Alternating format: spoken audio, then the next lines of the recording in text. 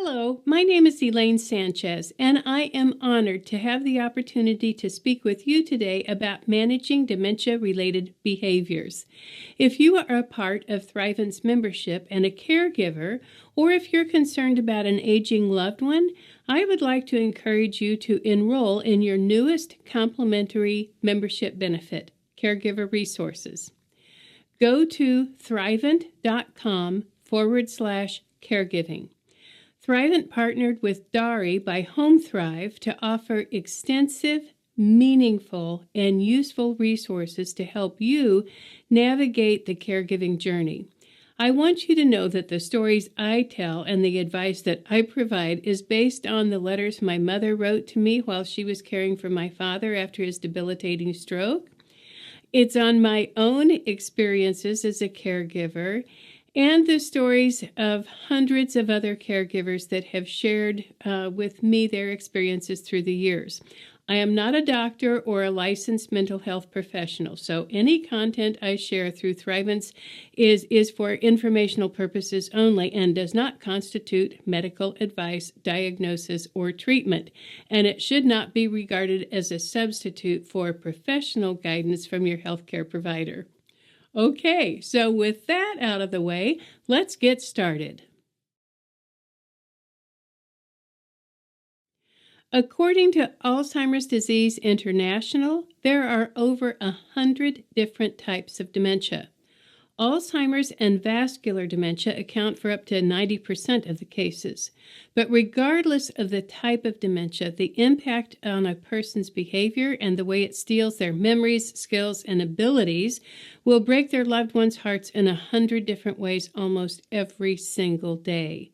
There are no cures, but there are things you can do, and there are some things you can avoid doing that will make caring for a person who is living with dementia a little less stressful for them and for you. Today we're going to talk about stress, triggers, and sundowning. We'll cover compassionate deception, the 3 don'ts of dementia. I will introduce you to some star performers to help you understand how Alzheimer's and other forms of dementia can impact a person's perception of reality and their behavior. And then we'll wrap it all up with a discussion about surprising and inappropriate dementia-related sexual behavior. Let's start with talking about triggers, stress, and sundowning.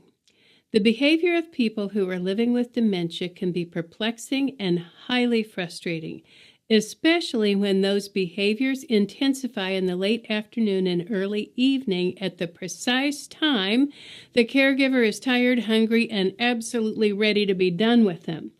These behaviors are often labeled as sundowning, and it isn't unusual for a person with dementia to become restless and agitated in the late afternoon.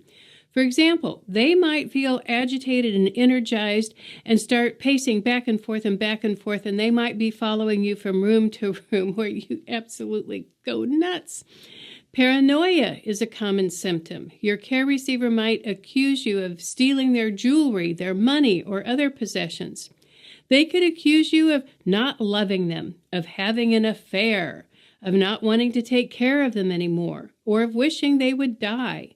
They can become extremely uncooperative and resistant to any suggestions or requests.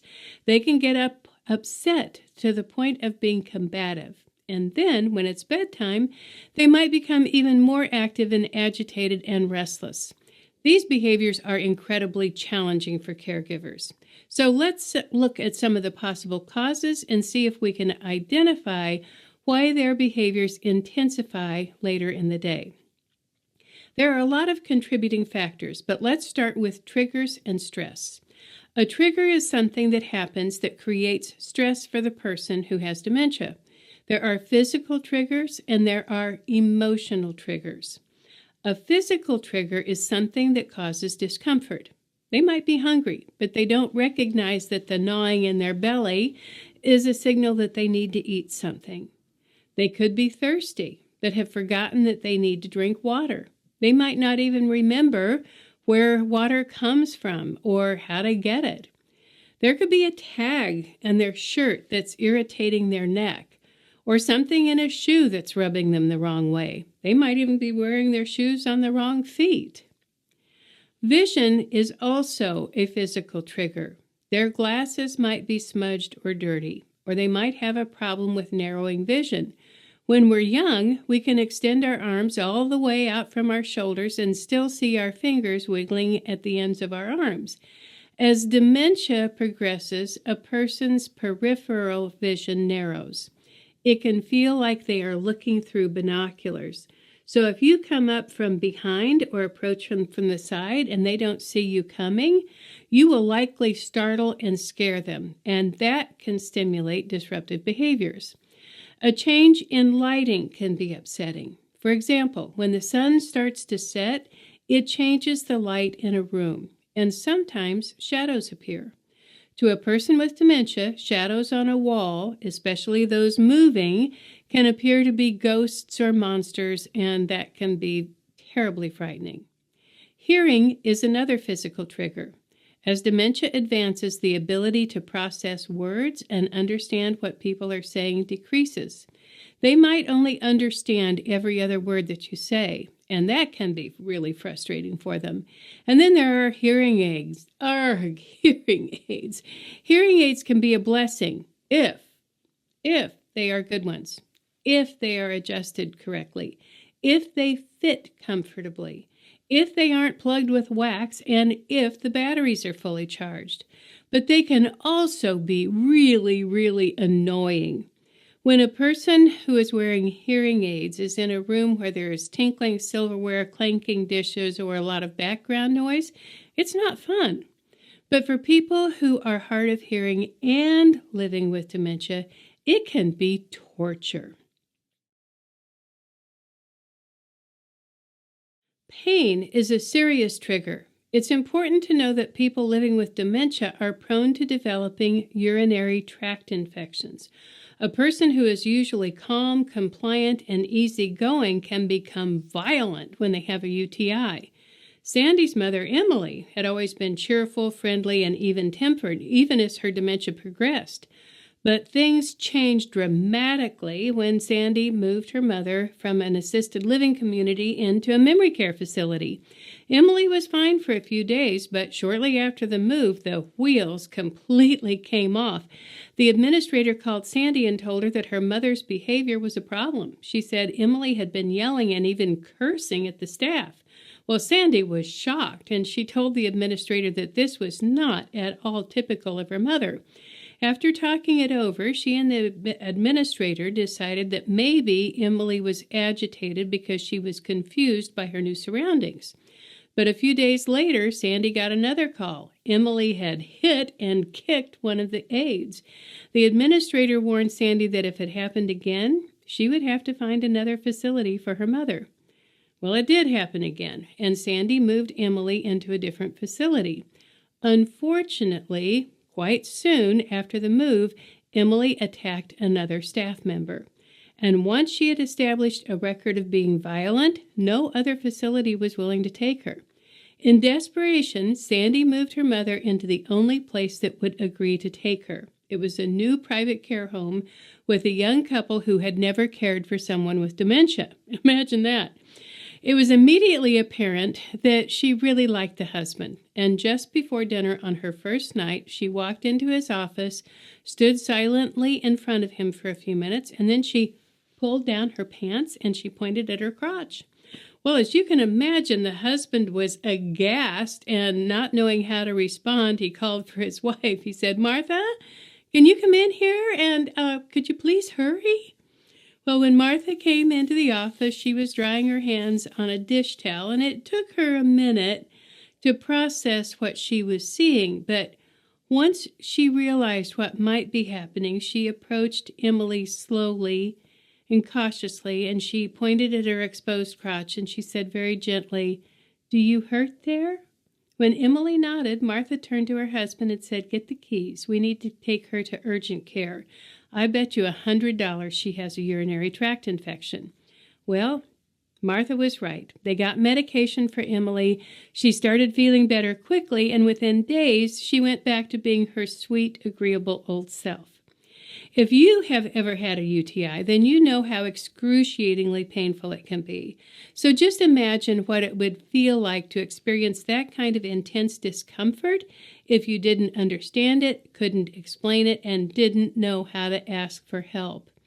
I tell this story because if you notice a sudden change in your care receiver's behavior, and if they become agitated to the point of being violent, rather than assuming they're being difficult or disagreeable on purpose, you might want to rush to the drugstore and buy a UTI test kit. Or better, make an appointment with their doctor if you can get in immediately, or take them directly to urgent care. People with dementia seem to get UTIs frequently, so if you recognize the symptoms and get the proper medication quickly, they won't have to suffer needlessly.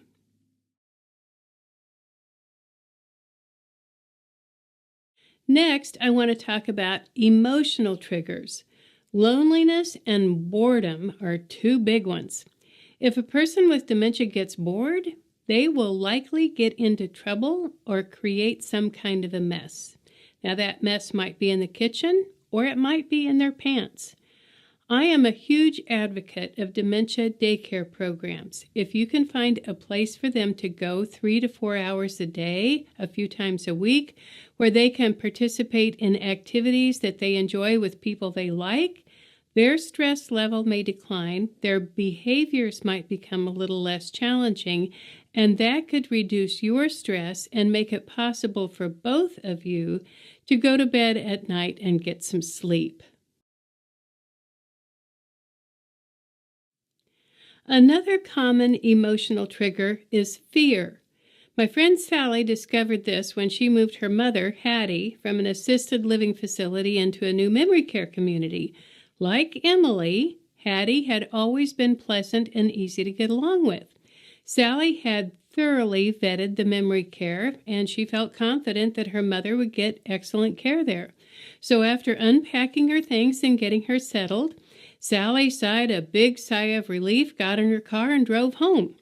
She had just pulled into the driveway when her mother called, and she said, "There is a horrible, awful, ugly old woman in my apartment. She's mean. She's cussing at me and calling me names. I want her out of here. Please, make her go. Make her leave."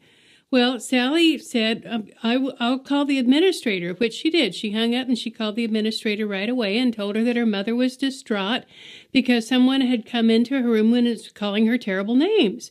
The administrator called back a few minutes later and she said, "I went into your mother's room and no one else was in there. I didn't see anybody come or go, and I've talked to the staff and nobody seems to know what's going on, but I'll watch your door and make sure that no one other than staff goes in. Is that okay?"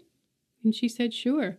Well, about an hour later, Hattie called again. "She's back! She's back! She's yelling at me and she's calling me horrible names.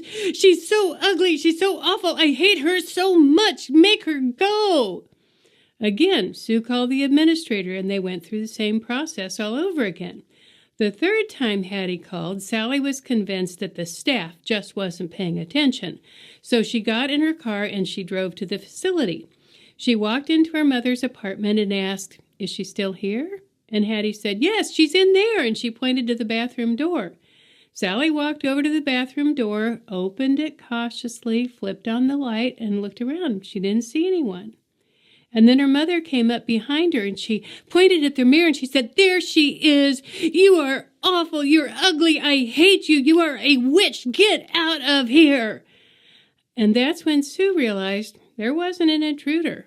Hattie was actually seeing her own reflection in the mirror, and she did not recognize herself. Now, there were multiple triggers in this situation. First, Hattie was in a new environment. She was confused and scared. Perhaps it had been a long time since she had looked at herself in a mirror, or maybe this was the first time that she just didn't recognize herself. It's hard to know exactly why she reacted the way she did. But the solution was actually quite simple. They removed the mirror and replaced it with a photograph of Hattie when she was in her early 60s so that she would recognize herself when she went to the bathroom. When she stood at the sink to wash her hands, she would look up and see herself looking back. She used the pseudo mirror to brush her hair and put on her lipstick, and sometimes the lipstick ended up on her lips, and sometimes she applied it to other parts of her face. But she was never again frightened by her own image.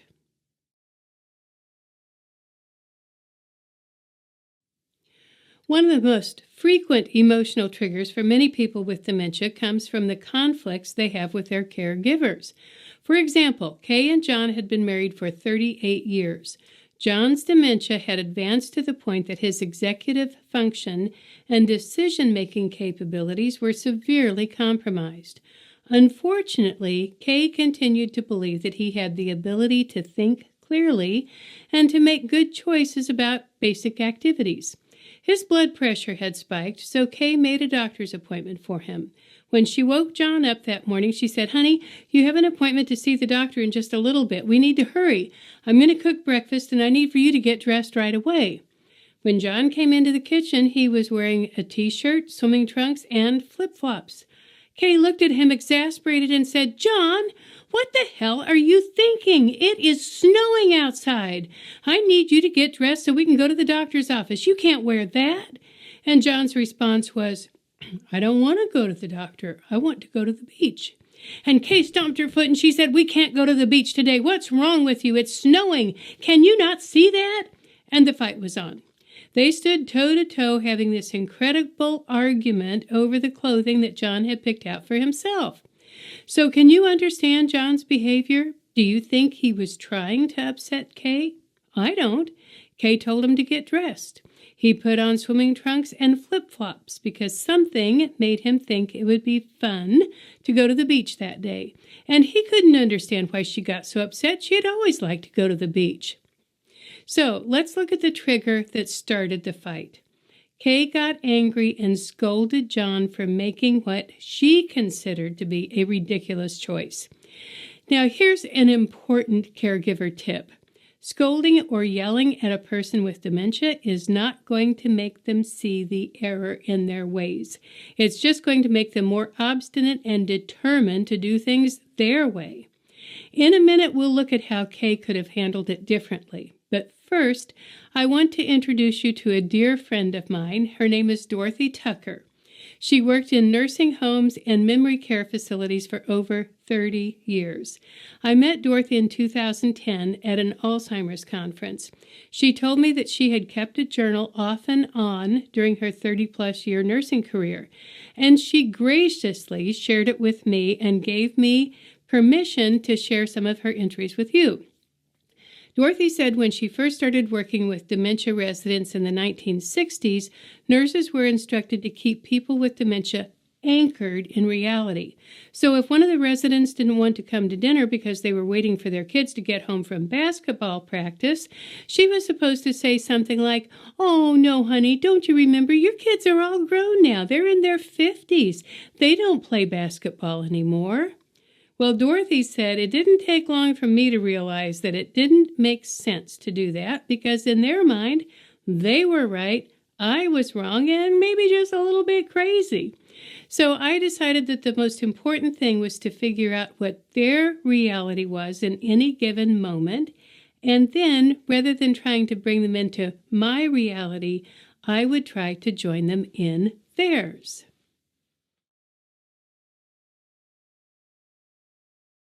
This is one of my favorite entries from Dorothy's journal. She wrote, "One thing that I have found particularly fascinating and rewarding has been learning how to communicate effectively with the residents. Every day when I come to work, I believe with all my heart and my mind that I am a nurse who works in a nursing home. Now, the residents up here have different ideas about who I am and where I am. And if I insisted that my reality was the only acceptable one, I would have no success in gaining cooperation from them. I have learned that the key is to discover how I fit into their vision of the moment. On any given day, I can be 15 or more different people. Sometimes I'm a mama or an auntie. I can be a teacher at school, a store clerk, a best friend at a park or on a playground. Sometimes I'm the bully who harassed them on the way home from school. I've also been the hussy who flirted with someone's husband at the party. I've even been the husband, which is always unsettling, and when that happens, I go rushing off to the bathroom and put on a little lipstick. But once I discover who I am in their mind, I act accordingly. When I'm the bully or the hussy, I go away from them until I morph into someone they like better, or I find another staff person to get them to do what I wanted, such as taking their meds or changing into night clothes. The fun part for me is that I have learned to really become that person in that place. I feel like their mother, auntie, friend, or store clerk. I can actually see the kitchen table with its checkered tablecloth. I can see the shelves in the store, and I can hear the creaking swings on the playground. In those moments, their reality becomes my reality. And this has led to much pondering about reality. Maybe I only think I'm a nurse in a nursing home. Maybe the residents know better than I where I really am. It could be, because the residents believe firmly that their truth is the only one with the same amount of conviction that I believe in mine. Egads, what if they're right? I just love Dorothy. Throughout her nursing years, she recorded the behavior of certain residents who she dubbed her star performers. I'm going to read a few of her entries because I believe Dorothy's observations and how she responded to her residents' behaviors can help all of us understand how dementia impacts people in different ways and show us how we can choose to respond to some of the behaviors that a lot of people would call challenging.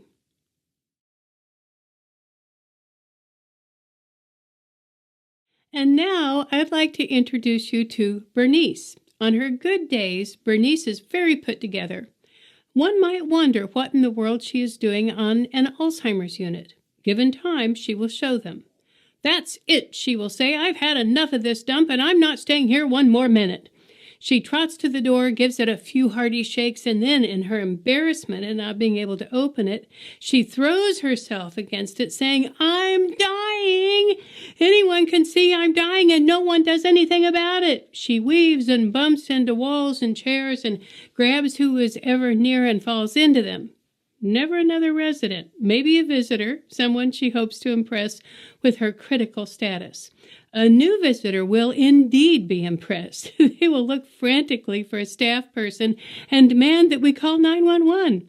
I almost did call 911 the first time I saw it. It's hard to deal with visitors when something of this nature happens. They cannot believe how aloof we are when they report the emergency. They get all shaky and sweaty, and when we hear the news, we just walk calmly to the fridge instead of going to Bernice. We get ice cream from the freezer, and then we give it to Bernice, who by this time has settled herself comfortably on the floor. She sees the ice cream and says, "Oh, thank you," as she reaches for it. After witnessing this a few times, visitors go to the fridge and get the ice cream themselves. It works every single time. I hope whoever invented ice cream is reaping rich rewards in heaven. There are other times when residents are in crisis, and if Bernice doesn't get the satisfaction she seeks, she will throw herself onto the floor yelling, "I'm in more trouble here than they are. I will die if you don't get me help right now." On her good days, when the weather is nice, I like to take Bernice outside for a walk. If the weather isn't so good, I take her to the different units around the building. She enjoys greeting the staff and residents in the other places, but she prefers going outside, especially when the flowers are in full bloom. So, what does Bernice want more than anything in the world? Well, she wants to impress people with her dramatic skills. She wants to be given ice cream, to enjoy the beauty of the outdoors, and to remember the good old days. So do you see how Dorothy described the behavior and identified what Bernice wanted? Was attention and ice cream? No one got upset that she had figured out how to get what she wanted through this kind of behavior. Mary. "I have to get to Adina. My babies, they're all alone. My mother doesn't know where I am." Mary panics as she pulls and pulls and pulls at the door. It must be terrible to be stuck in that place, thinking your babies are all alone and there is no way to get to them. I've had nightmares like that, but I could wake up. Mary can't. We show her photos of her grown sons, and she recognizes their faces. Sometimes she'll say, "Oh, that's my son," but she cannot connect that grown-up son with the baby she's so worried about. We tell her he's just fine and he'll be coming to see her soon. She gets completely frustrated that we do not understand her plight. We work with her until we find something interesting enough to take her mind off of her worry, at least for a little while. Mary carries a large purse with her at all times, and she stores it under her pillow at night, and she fills the purse with anything that she sees that she likes. It gets very, very heavy. When she trusts us to hold it for her while she goes to the bathroom, we remove books, silverware, napkins, crackers, oranges, and trinkets from other residents' rooms, and sometimes socks and underpants. She doesn't seem to notice the change in the weight when we give it back to her. She's usually cooperative for her cares. She does what she can to help, except on bath day. We cannot tell her we're taking her for a bath because she would not go.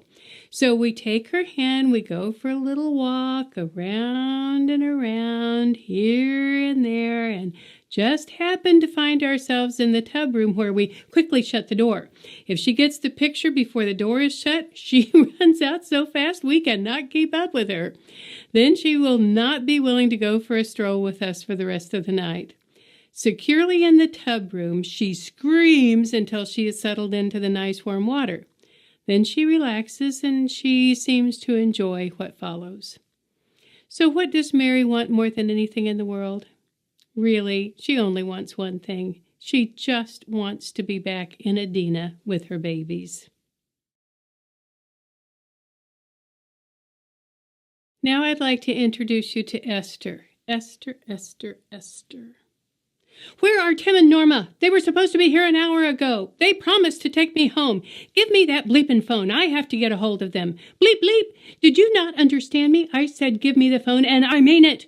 Day in, day out, over and over it goes. Tim, her son, never answers the phone. We used to be able to call our daughter Norma. Esther would swear at her and then slam the phone down, but then she'd be a little more manageable for a while. Norma said no more phone calls. I tried once in desperation. Norma reported me to the director of nursing, who was none too pleased with my disregarding of Norma's demand. I will not do that again. Esther hangs around the desk and waits for the coast to be clear, and then she grabs the phone. She repeats Norma's number like it's a mantra. It is so embedded in my brain that I find myself repeating the number on the bus, and while I'm in the grocery store, I even wake up sometimes saying it. It's one of the few numbers that I know by heart, and I am forbidden to use it. Esther hasn't figured out that she needs to dial 9 to get an outside line. Her calls go to the receptionist, who then calls us and says, "Get that woman away from the phone. She has called 16 times in the last 15 minutes, and I'm about ready to come up and bop her one." So we hide the phone we need for receiving calls under the desk, and we unplug the other one, and Esther panics if she doesn't hear the dial tone when she picks it up.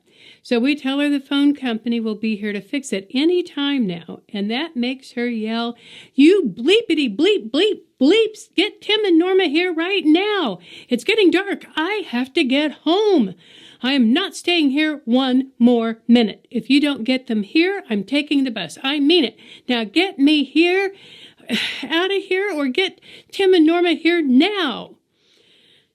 Esther is the one that's the most disturbing to me right now. I get very angry with her, and I would like to shut her up. But I understand where she's coming from. She is imprisoned with these fools, as she sees her peers, and has only seemingly uncaring, cold people who refuse to help her. She's in a place not of her choosing, and she cannot get out. It's horrifying when I think about what she's going through. She makes me aware that I am her warden, and I hate that about her. I want to be someone who eases pain, and Esther sees me as the cause of her pain. She knows I hold the key that could release her from this prison of hell, And her mind is so taken with the disease that there is no way I can help her understand why I can't use my key to open the door to her freedom.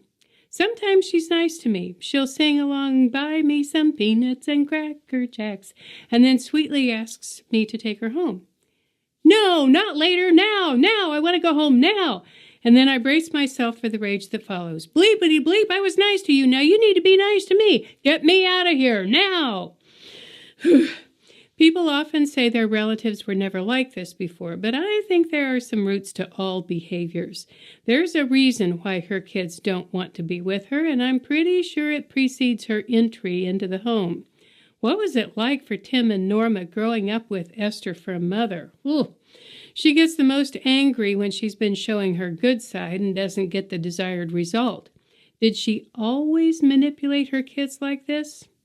I'm willing to bet they got a lot of the "after all I've done for you" number. So what does Esther want more than anything in the world? To be free, no locked doors, phones that respond and kids who come and do. But, I think even if she got it all, she still wouldn't be happy, because she strikes me as someone who has not known happiness in this lifetime.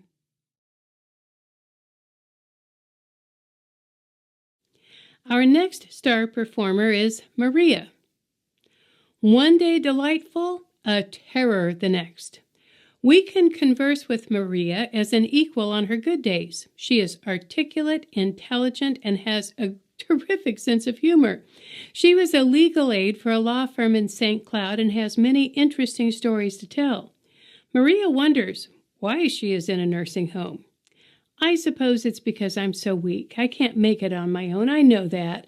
I fell once and broke my hip, and now I'm not good for much of anything, but I would like to get out." She feels superior to the other residents. "I don't really belong here, I'm not like the rest of them. Look at how crazy they are. Oh, I hope I never get like that. It's pathetic." She doesn't remember the 3 times she was found wandering in the street dressed in her nightgown, twice from her home and once from an assisted living apartment. When reminded, she says, "People have told me that, but don't believe them. It isn't true. I know better than that, for God's sake." Maria joins in on all of the activities and seems to enjoy them. She can sing all of the words to "When Irish Eyes Are Smiling." When we urge her to do it for us, she says, "Oh, no, I can't. My voice isn't what it once was." But after a little more encouragement, she'll say, "Well, I'll do it, but it won't be very good."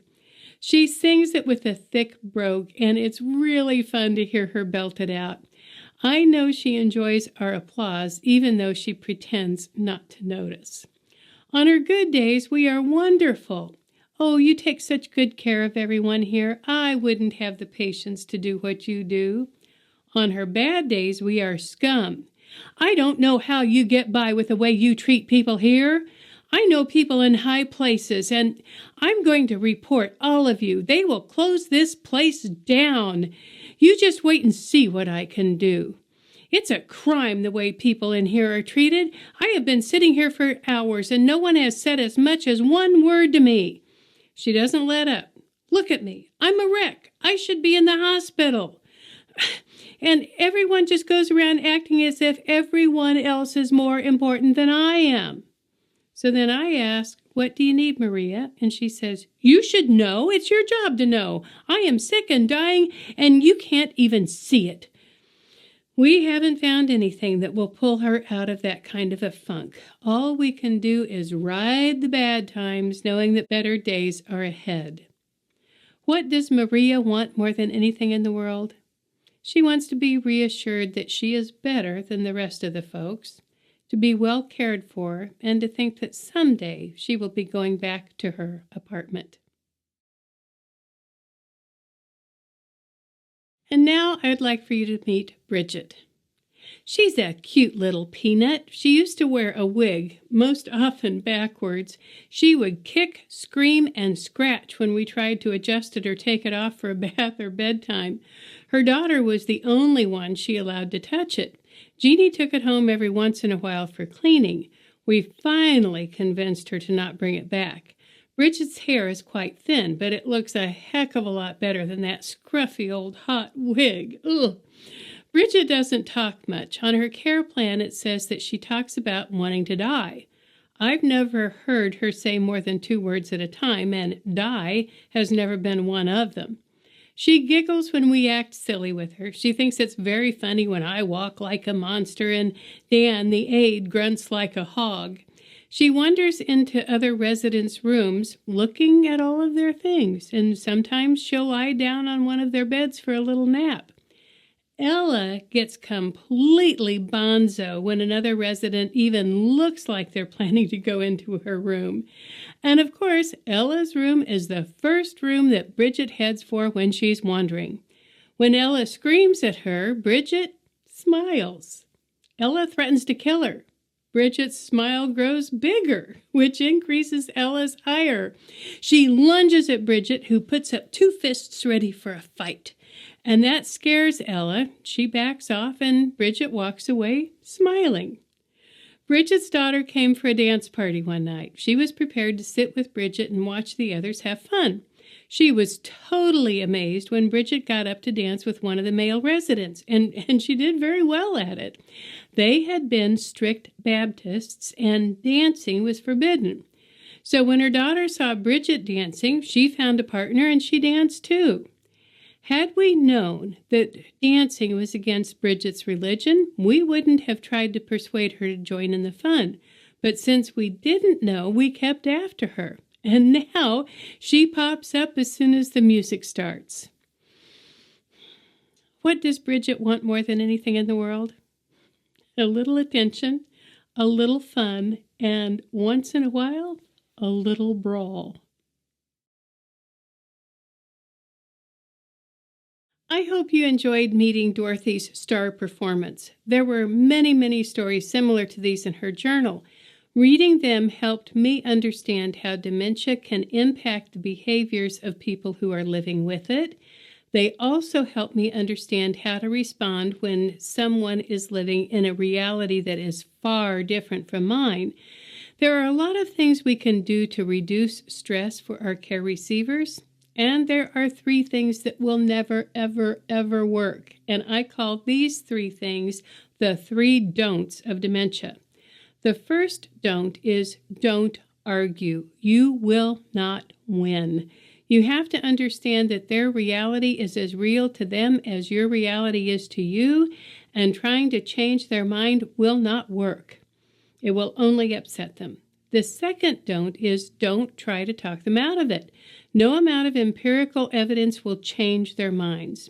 Trying to use logic and reason to convince them of something that is absolutely not true in their reality will only frustrate and agitate and make them angry, which will make things much more difficult for you. Now, the third don't is don't force them to remember.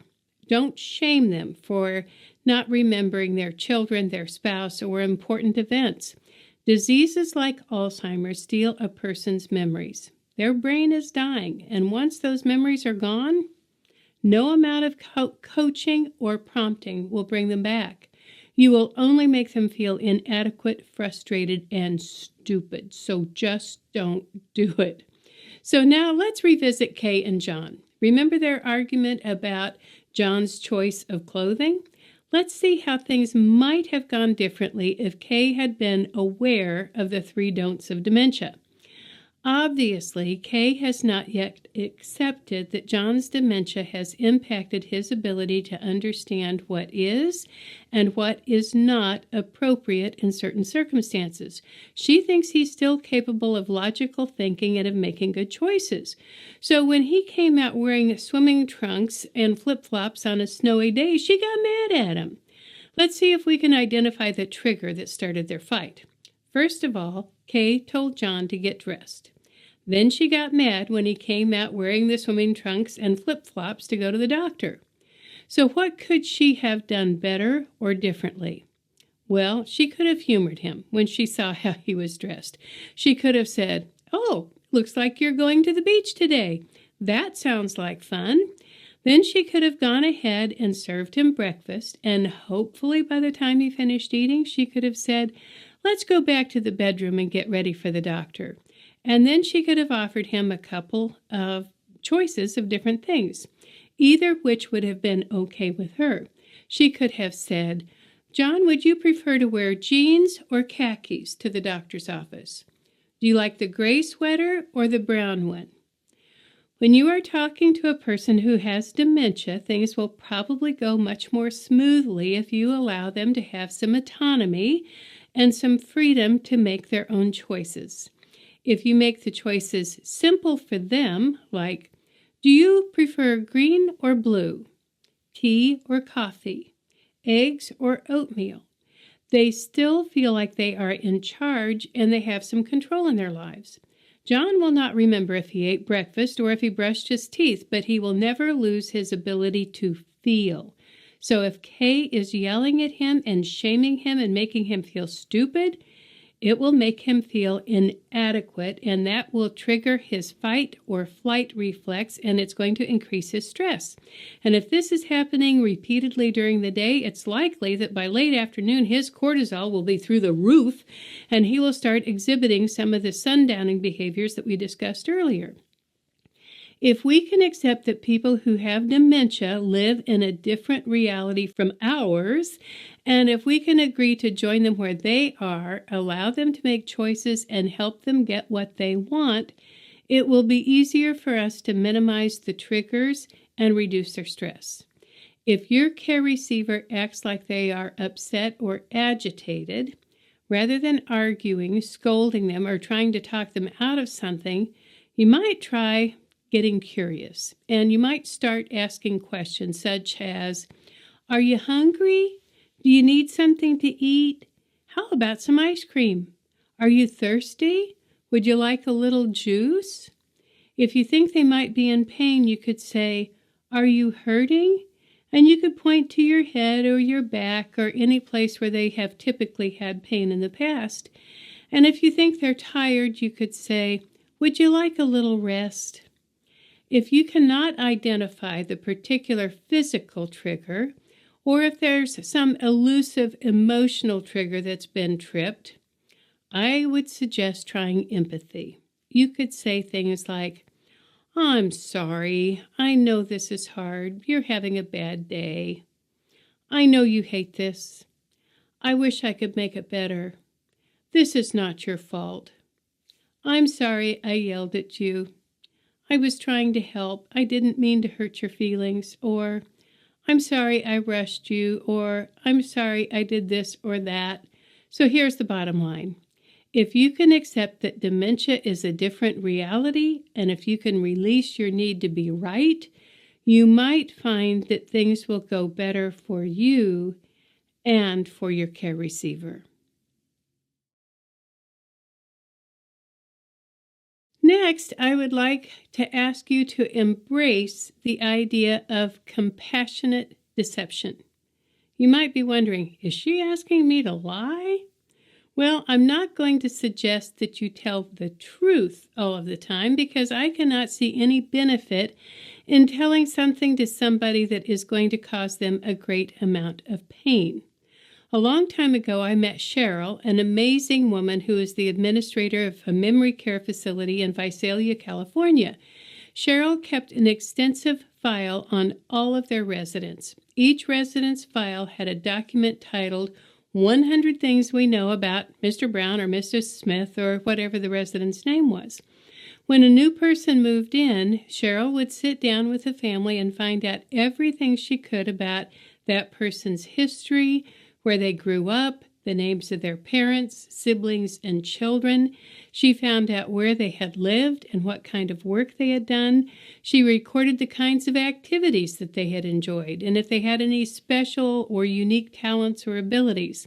She learned about their hobbies, their friends, their memberships in professional and social organizations, and she collected all of this information so the entire staff would have a sense of who that person was before they developed dementia. Having this knowledge came in handy when Ruth, a new resident, moved in. She was a lovely, compliant woman who was gracious, good-natured, and easy to get along with. Everything was going great until she refused to go to the dining room for dinner. After a lot of cajoling, it was clear that she had no intention of joining the other residents for the evening meal. Finally, Cheryl, the administrator, strolled down to her room and came up to Ruth and said, "We're sorry that you're not coming down for dinner. I just want to know, is there a problem or is there some reason that you don't want to join the others?"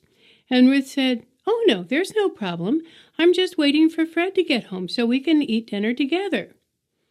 Fred was her husband, and he had been dead for over 5 years. Cheryl said, "Oh, sure, of course, I understand." After their conversation, she reviewed Ruth's file, and then she talked to the staff. She said, "Fred was an active guy. He used to belong to a bowling group. He had several fishing buddies. He was on the vestry at his church. He volunteered at the library. So when it's time for dinner, let's use one of these activities as an excuse for why Fred will be late." So from that day forward, when they would go to get Ruth for dinner and she'd say that she was waiting for Fred to get home, they would say something like, "Oh, you know what? This is Tuesday. It's Fred's bowling night." Or, "Tonight he has a vestry meeting." Or, "You know what? He is off fishing with Tom and Jim or Dave. He won't be back until 9:30 or 10. So let me do this. I'll put some food aside for him, and I'll watch for him to come in. And when he gets here, I'll heat it up and ask him to sit here and eat it quietly. And then when he's finished, I'll tell him to come to bed and just be real quiet so he doesn't disturb you. Is that all right with you?" The staff used different excuses almost every night of the week. The same excuse might have worked every night, but they were willing to set aside their reality and step into Ruth's reality as if it were actually real. I think this is the kindest and most compassionate thing we can do for people who have dementia, because if they had told her every night, "Oh, Ruth, don't you remember Fred died 5 years ago?" she would be hearing for the first time every single night that her husband was dead. In my mind, there is no benefit to trying to keep people tethered to your reality if they are happy in their own. Compassionate deception is telling them what they need to hear. Is it a lie? Well, it isn't exactly the truth, but it is kind and merciful, and to me, it does not seem like the wrong thing to do. I have a dear friend whose husband is in long-term care, and he wants to go home. It's all he talks about. So I suggested that instead of telling him that she can't take care of him anymore, or that he's too sick, or that she can't deal with all of his needs, I suggested she tell him that she will take him home just the minute the doctor says he's well enough to go. If somebody's waiting for a bus to pick them up and take them home, and there is no bus or no home, tell them the bus might be running a little late tonight, but you'll keep your eyes open for it and let them know when it gets here. Depending on where a person is in their dementia, they may forget in 10 or 15 minutes. They may forget in an hour. But if you can help them be comfortable in the moment and do whatever you can to help them feel safe and feel like their needs are being met throughout the day, it may help reduce their emotional stress, which can eliminate or at least reduce some of the behaviors that seem to kick up late in the afternoon and early evening. The NIH, National Institute of Health, published a list of practical tips that can help reduce the agitation, restlessness, irritability, and confusion often associated with sundowning. And I'm going to share 10 of them with you now. 1. Get your care receiver outside every day. Go for a ride in the car, or at least have them sit by the window, because exposure to bright light can help reset a person's body clock. 2. Make sure they engage in some sort of physical activity or exercise every day. 3. Allow them to get daytime rest if needed, but keep naps short and not too late in the day.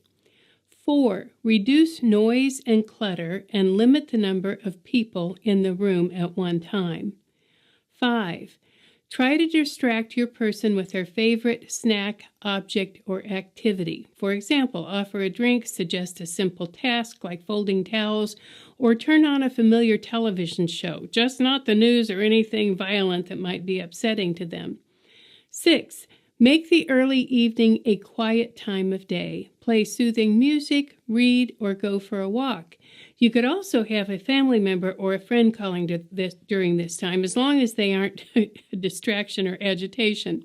7. Close the curtains or blinds at dusk and turn on lights to help minimize shadows and lessen confusion.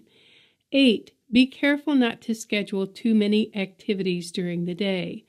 9. Avoid serving caffeinated drinks like coffee, cola, late in the day. And 10. Don't serve any alcoholic drinks, as alcohol may add to confusion and anxiety.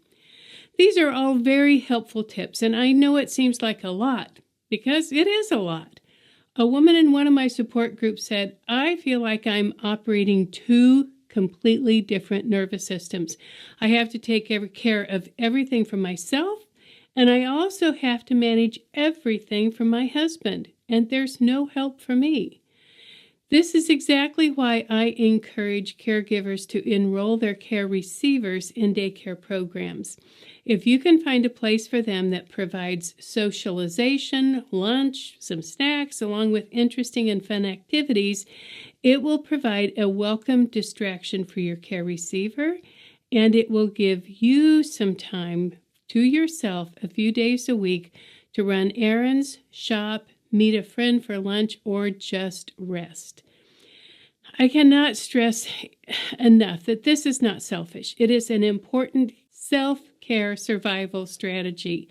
And if there comes a point when you can no longer care for your person alone, contact your local area agency on aging to get a list of organizations that provide non-medical companion caregivers and, when needed, a list of assisted living or memory care communities. It's really hard for a lot of caregivers to accept that they can no longer provide all of their care for their loved one at home. But I'd like you to think about how absurd it is to expect one person to provide total care for another 24 hours a day, 7 days a week, 52 weeks a year with no pay, no benefits, and no time off. That's just nuts. If your care receiver reaches a point where they need to go into long-term care, you can stop being their around-the-clock caregiver, and you will be able to go back to being their spouse, their sibling, their daughter, or their son. Okay, that was a lot, and it was heavy. I want to share a story that came up recently in one of my caregiver support group meetings. I had talked about the importance of recognizing that the disease is in charge, and blaming the disease instead of the person can really help caregivers control their response when their care receivers do something that's upsetting, frustrating, and totally inexplicable, like when Karen's husband suddenly developed a fascination with toilet paper. She told the group that she had been really angry with her husband because he had been entertaining himself by unrolling the toilet paper and then tearing it apart as he went from room to room, sprinkling it like it was confetti. He was enthralled with it, and she was furious. And then a neighbor said her dog had just had a litter of puppies, and she offered one to Karen. Well, I can't imagine why Karen accepted it. I have often said I would never housebreak another man or another puppy. But Karen said she had not laughed in months, and she thought a puppy might provide a distraction and bring a little levity into their lives. Well, guess what the puppy discovered? Toilet paper. So fun. He discovered that he could stand on his hind legs, pull the paper off of the roll, and then run with it from room to room. It followed him wherever he went, and then he had the fun of tearing it apart and chewing on it. Karen said she and her husband laughed and laughed and laughed as they watched the puppy. And she did not get mad at the dog because he didn't know better. He was a puppy. He was a puppy. So watching the puppy and knowing that he wasn't doing anything intentionally to aggravate or upset her helped her accept that her husband was also just playing. She said the end result was that she was picking up a lot of toilet paper, but she was no longer angry about it.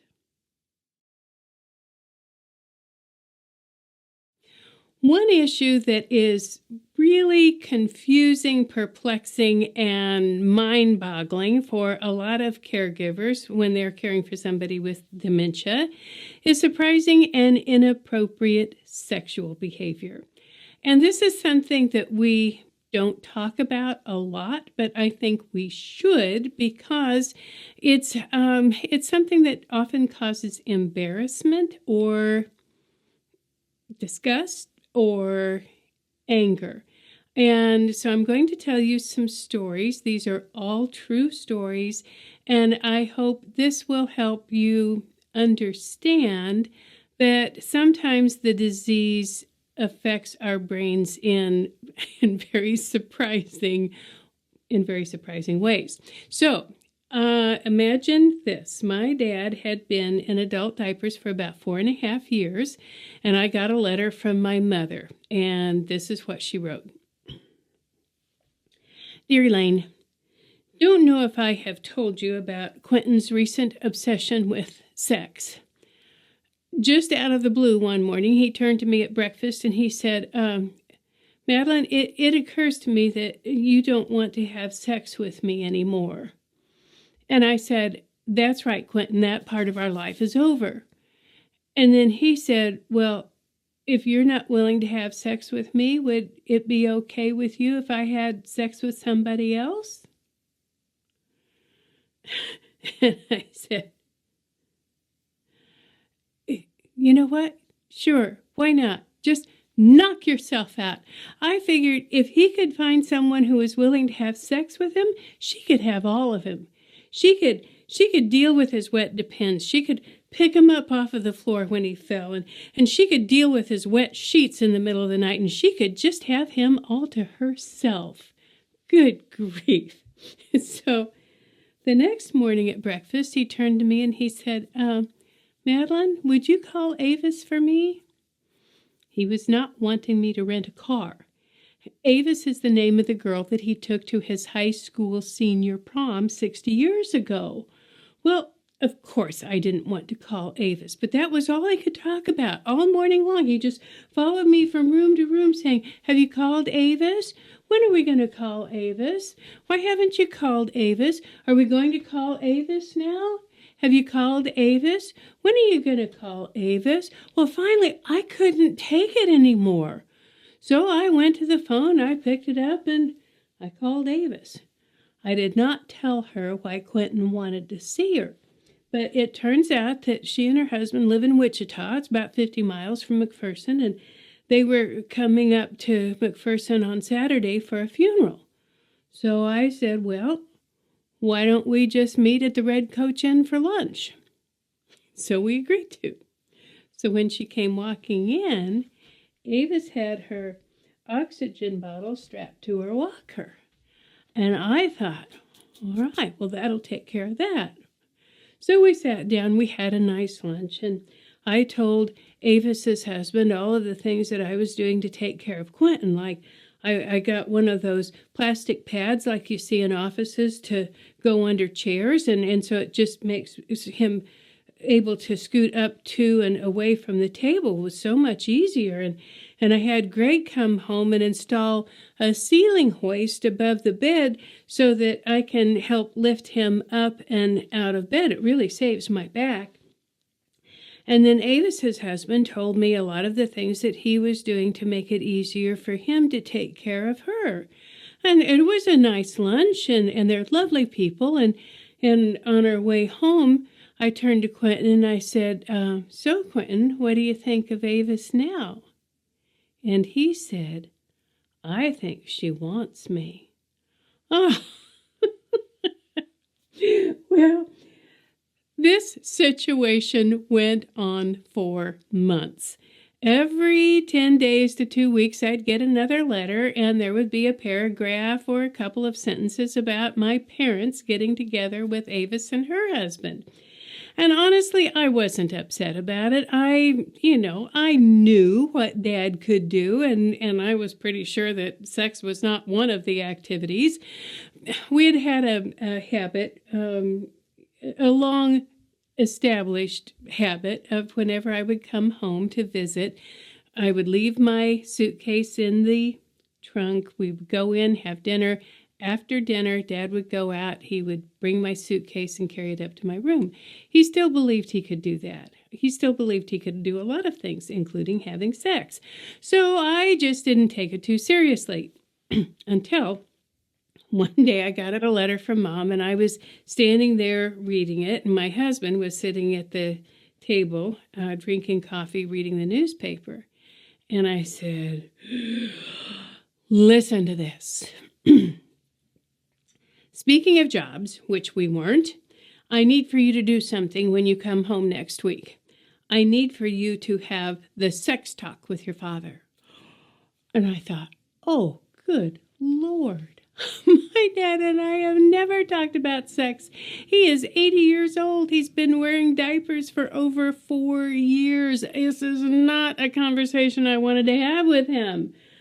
But my brothers were mad at him. My sisters-in-law were disgusted, and my mother was exasperated, and so it fell to me. So I flew home, got Dad in the pickup, and we went for a drive to look at the crops. And I saw him looking wistfully out the window at a farmer who was plowing his field, and I said, oh, Dad, I'm sorry you can't farm anymore. I know you really miss it. And he said, I do, but that's not the worst part. And I said, oh, really? What is? And he said, it's your mother. She's cut me off. And I thought, okay, here we go. So I pulled the pickup off to the side of the road. I switched off the ignition and I said, Dad, listen to me. The reason that you can't be out there farming is the same reason you can't have sex. It's the stroke and it's the prostate cancer. And I said, and you know what? You are not being nice to Mom. She is working so hard to take care of you, and this, it's just not respectful. And I said, and besides that, Dad, you're a big man. She's a little woman. You could hurt her. And you haven't even thought about the logistics, for crying out loud. Mom would have to drive you to a hotel. Avis's husband would have to drive her to a hotel. And then what the heck do you think those two are going to be doing while you're in there trying to have sex? I mean, seriously, you think Mom's going to take that ceiling hoist down, tuck it into her purse, take it into the hotel room and put it back up and then help you out? I said, no, stop it. Okay. I did not handle it well.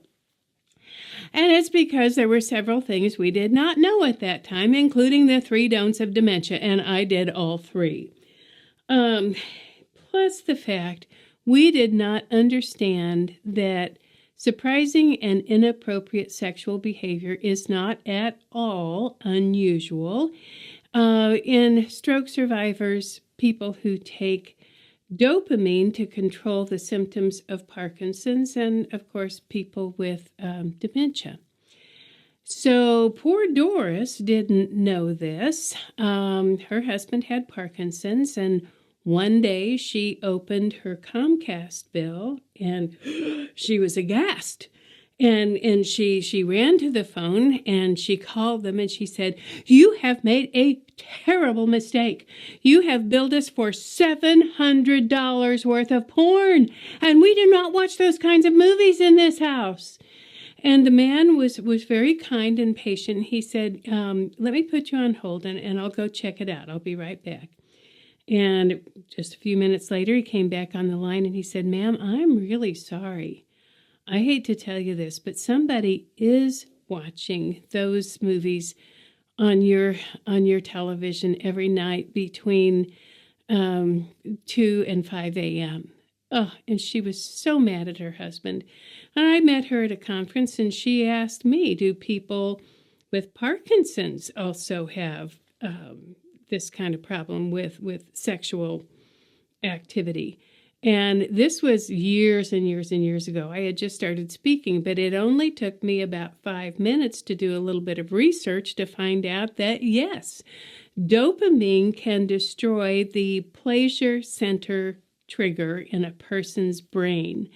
And people who take dopamine, if it isn't controlled, can become very compulsive. They can become addicted to gambling, online shopping, and to pornography. Doctors don't often tell you this, so it's an important thing to know. So Doris was still furious, but now she was mad with the doctor for not telling her, and not so much at her husband. And Comcast erased that bill, and they put controls on, so she didn't have to deal with that again. And then there was Sadie. Sadie was a 90-year-old woman who had moved into a memory care facility in Woodburn, Oregon, close to my home. And I was there for an event one day, and the executive director was telling me that they had just had an experience with Sadie. And she had moved in not too long ago, and everybody loved Sadie. She was just easy to get along with.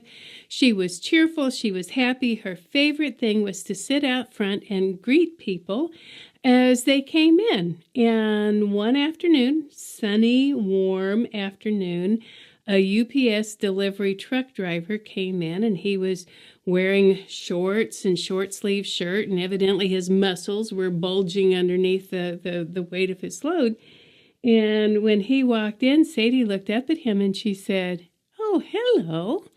She said, "Would you like to see me dance?" And he said, "Of course, sweetie, I'd love to see you dance."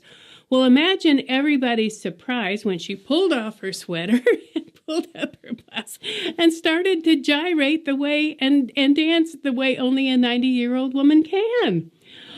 Well, everyone was stunned, and they got a CNA to help Sadie back into her clothes and back to her room, and the executive director called Sadie's daughter and told her what had happened. And her daughter was highly offended and didn't believe it. She said, "My mother is a good Christian woman, and she would never do such a thing." And the executive director said, "Well, I'm just pretty sure that that dance had nothing to do with Sadie's religion." So I think it is hard to understand the sexual practices and preferences of people who have healthy brains. But when we are caring for somebody who has dementia, I think it's important for us to understand that we are born sexual beings and we die as sexual beings, and even diseases as devastating as Alzheimer's and other forms of dementia do not extinguish that flame in us. So my friend Diane went home to help her parents move in to a long-term care facility. Her dad was 91, mother was 88. The mom's dementia had developed to the point that he could no longer care for herself at home. And so they were moving, and Diane flew home to help them. And she was clearing out the medicine cabinet, and she picked up one prescription bottle, and she was like, "Oh, are you kidding me?" And she walked out to her dad, and she said, "Viagra, Dad? Seriously? Viagra? I mean, seriously?" And he said, "She may not remember my name, but when I put my arms around her and I kiss her, she never forgets what comes next. It's the one thing that relaxes her. It keeps us connected. And if you have a problem with that, get over it." And he took the pills and put them in his pocket. So about 2 weeks after I botched the sex talk with my father, I got a letter from Mom, and she said that he had been kind of sad because he told her that Elaine had scolded him. And she decided, okay, we're just going to sit down and we're going to do what we've always done through our 56 years of marriage. We're just going to have a rational, reasonable conversation about this, and we're just going to put this topic to bed, literally, figuratively. So she said about 10 minutes into it, she realized he was just not playing with a full deck. And so she decided to just have fun with the story. So she went to the phone, she picked it up, she called Avis, and she said, Avis, guess why Quentin's really been wanting to see you all of these months? And Avis's response was, oh, really? Oh. She was quite flattered, and she thought it was sweet. She had a great deal of fun going to the beauty shop that her cousin owned and telling all of the women there about her amorous boyfriend from McPherson. Her husband's response was a little bit more like, really? But to his credit, he knew that Quentin wasn't a threat, and he didn't get angry. And who knows, maybe he realized that some other man found her absolutely irresistible, and that made him look at her just a little bit differently. And to my mother's credit, she did not understand the science behind what had happened in my father's brain. She did not know any of this at that time, but she did know him. And so she chose not to be angry, not to be jealous, not to have her feelings hurt. And she just chose to have fun with the story. And a few months later, they were driving home from Wichita after having lunch with Avis and her husband. And my dad turned to my mother and he said, Madeline, I'm glad I didn't marry Avis. And my mother said, oh, really, Quentin? And why is that? And he said, didn't you see her teeth? He said, our kids would have looked like chipmunks. And that's when he went back to being the loving, faithful husband that he had always been. They continued to see each other, but he no longer was obsessed with having sex with Avis. I think if we can understand that things happen in the brains of our loved ones when they develop a dementia-related disease, if we can accept that the disease is in control, if we can have compassion toward what is happening to them, if we can find humor in the situation, I think it will be tremendously helpful to everyone involved. And as all of us age, and maybe some of us develop dementia, maybe some of us end up in a similar situation, maybe we end up in memory care, and possibly if we do, we might have something more to look forward to than lunch and bingo. My name is Elaine Sanchez. My website is caregiverhelp.com. Thank you so much for joining me on this dementia journey. And I just want you to know I understand this is hard and my heart is with you.